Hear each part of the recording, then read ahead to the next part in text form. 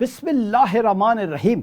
अस्सलाम वालेकुम नाजरीन, मैं हूं जीएम जमाली और आप देख रहे हैं डिजिटल के सबसे बड़े चैनल न्यूज़ पाकिस्तान का प्रोग्राम ए टू जी। नाजरीन, आज की सारी दुनिया में सबसे बड़ी खबर यह है कि इसराइल ने ईरान पर हमला कर दिया है, जिसके बाद मशरिक़ वस्ता की सूरत हाल गैर यकीनी हो गई है। और अगर ये जंग जारी रहती है और ईरान इस पर अपने रद्द अमल का मुजाहरा करता है तो ये जंग फिर ईरान और इसराइल तक महदूद नहीं रहेगी, बल्कि ये जंग दीगर मुल्कों तक भी फैल सकती है। और अगर ऐसा ना हुआ तो ये तीसरी आलमी जंग का नुक्ता आगाज़ भी हो सकता है। इसराइल ने ईरान के ख़िलाफ़ मुतअद्दिद मकामात पर हमले किए, जिनमें फ़ौजी अहदाफ़ को नुकसान और अहम शख्सियात को कत्ल करने के दावे किए गए हैं। ईरान के सरकारी मीडिया ने इसराइली हमले में पासदाराना इनकलाब के सरबरा मेजर जनरल हुसैन सलामी के शहादत की भी तस्दीक कर दी है। ख़त्मुल अंबिया हेडक्वार्टर के commander major general Ghulam Ali Rashid और उनके बेटे की भी इन्हीं हमलों में शहीद होने की तस्दीक कर दी गई है। ईरानी सुप्रीम लीडर के मुशीर और मुहाफ़िज़ कमांडर शमख़ानी इसराइली हमले में शदीद ज़ख्मी कर दिए गए हैं और उनकी शहादत की तस्दीक की खबरें भी आ रही हैं। अल कुदस फोर्स के सरबरा इस्माइल कानी को शहीद किए जाने की गैर मुस्तक़ा इतलात हैं। दूसरी तरफ ईरान की जौहरी एजेंसी के साबिक डायरेक्टर फरीदुन अब्बासी के भी शहीद होने की तस्दीक कर दी गई है। फरीदुन अब्बासी रुकन असम्बली भी थे। इसराइली हमले में आज़ाद यूनिवर्सिटी के सरबरा और न्यूक्लियर साइंसदान मोहम्मद मेहदी तरांची के भी शहीद होने की तस्दीक कर दी गई है। ईरानी मीडिया के मुताबिक ईरानी फ़ौज के chief of staff major general Mohammad Bagheri ज़िंदा हैं, वो वार रूम में मौजूद हैं। इससे पहले इसराइली मीडिया ने इन्हें भी शहीद करने का दावा किया था, ताहम अब कुछ ईरानी ज़राए से उनकी शहादत की तस्दीक की जा रही है। इसराइल ने ईरान की फ़ौजी क़यादत की रिहाइश गाहों समेत 6 फ़ौजी तनसीबात को निशाना बनाने का दावा किया है। तेहरान में पासदाराना इनकलाब के सदर दफ्तर को भी हदफ बनाया गया, जबकि तबरेज़ में मज़ीद हमलों की इतलात मौजूद हैं। ये भी दावा किया गया कि हमले में ईरान के कई सीनियर जौहरी साइंसदान भी मारे गए हैं, ताहम ईरानी मीडिया ने अभी तक इसकी तस्दीक नहीं की। इसराइली हकाम का कहना है कि जो इसराइल ने 10 दिनों में हिज़्बुल्लाह के साथ किया, 10 मिनट में ईरान के साथ किया गया। इसराइली इदारों का अंदाज़ा है कि ईरान से जंग कम अज़ कम 2 हफ्ते जारी रह सकती है और अमेरिका के हालिया बयानात मरबूत और ईरानियों को अलर्ट न करने पर मबनी थे। ईरानी सुप्रीम लीडर आयतुल्लाह ख़ामेनी का रद्द अमल सामने आ गया है। उन्होंने खबरदार किया है कि इसराइल सख्त सज़ा का इंतज़ार करे। आयतुल्लाह ख़ामेनी ने ईरानी कौम को मुखातिब करते हुए कहा है कि सेवनी रियासत ने हमारी सरज़मीन के ख़िलाफ़ घिनौना जुर्म किया है, रिहायशी इमारतों को निशाना बनाकर अपनी बदनुमा फितरत का इजहार किया है। उन्होंने कहा कि इसराइल के हाथ खून से रंगे हुए हैं। अल्लाह ने चाहा तो ईरान को की मुसल्लह अफवाज के मजबूत बाजू इसराइल को सज़ा दिए बगैर नहीं रुकेंगे। आयतुल्लाह ख़ामेनी ने तस्दीक की कि इसराइल के हमले में कई कमांडर और साइंसदान शहीद हुए हैं। उन्होंने कहा कि इन कमांडर्स और साइंसदानों के जानशीन अपने फ़राइज़ अंजाम देकर मिशन जारी रखेंगे। इस सिलसिले में मज़ीद कहा गया है कि इसराइल ने अपने लिए तल्ख़ और तकलीफ़ द किस्मत का इंतखाब किया है और इसमें शक ही नहीं कि उसे ये सज़ा ज़रूर मिलेगी। जी नाज़रीन, जैसा कि हमने आपको बताया कि ईरानी फ़ौज के सरबरा की शहादत की तस्दीक पहले नहीं हो रही थी, लेकिन अब ईरानी मीडिया के ज़राए से अहम खबरें आ रही हैं। ईरान के सरकारी मीडिया के मुताबिक इसराइली हमले में ईरानी फ़ौज के chief of staff major general Mohammad Bagheri भी शहीद हो गए हैं।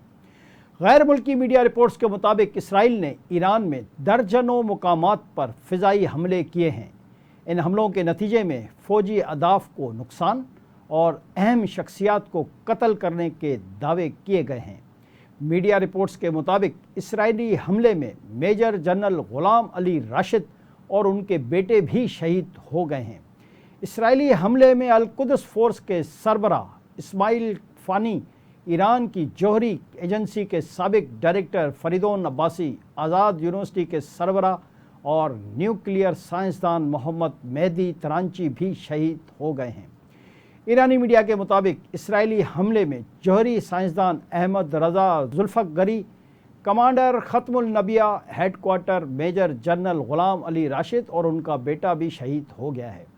تہران کے رہائشی علاقے پر اسرائیلی حملے میں 5 افراد شہید ہوئے، جبکہ تبریز کے قریب 2 افراد شہید اور 6 زخمی ہوئے۔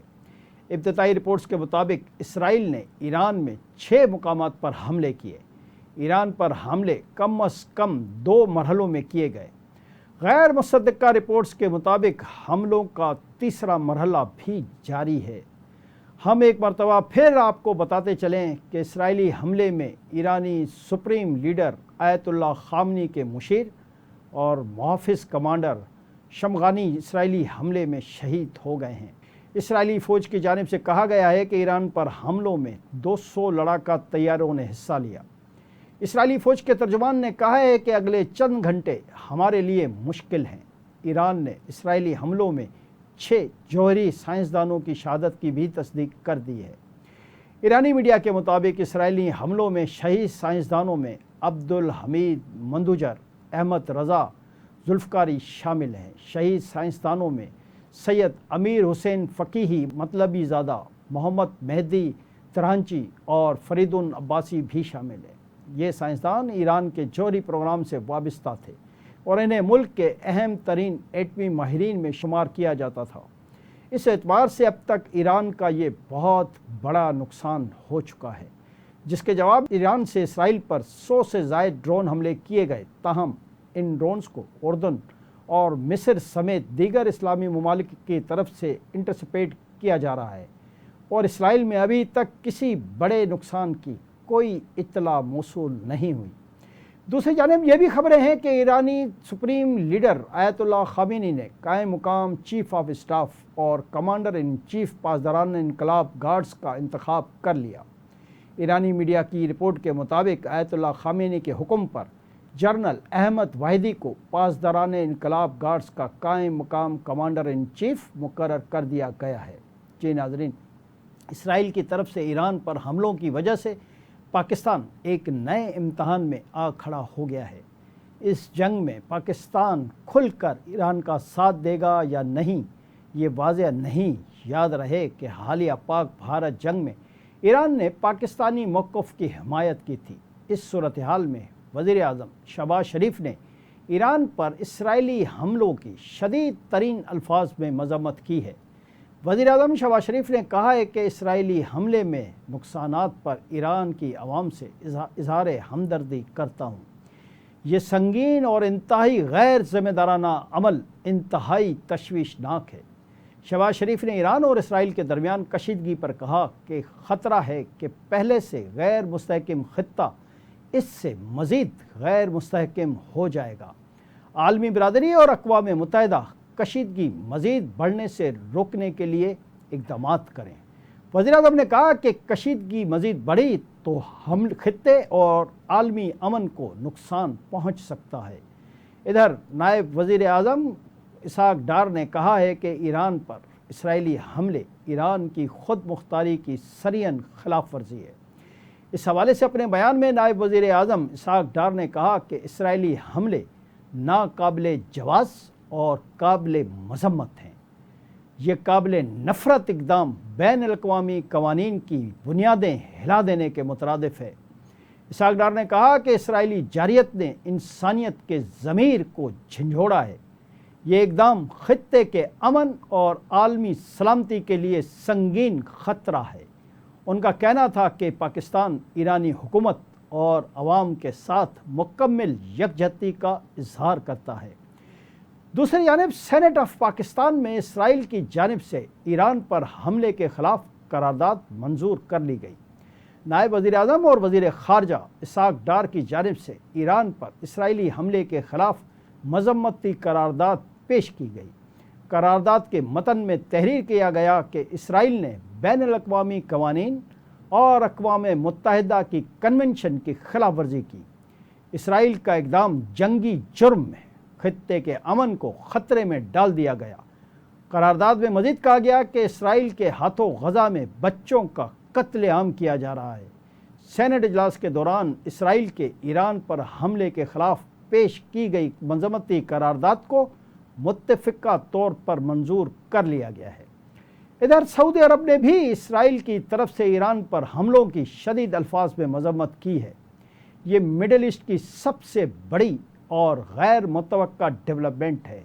ताहम अभी ये वाज़ेह नहीं कि सऊदी अरब की तरफ से ईरान पर हमलों की ये मज़म्मत सिर्फ ज़बानी कलामी है या फिर सऊदी अरब की तरफ से इस पर कोई अमली रद्द अमल भी सामने आएगा। आज के लिए इतना ही। अगले प्रोग्राम तक के लिए अपने मेज़बान GM जमाली को इजाज़त दीजिए। अल्लाह हाफ़िज़।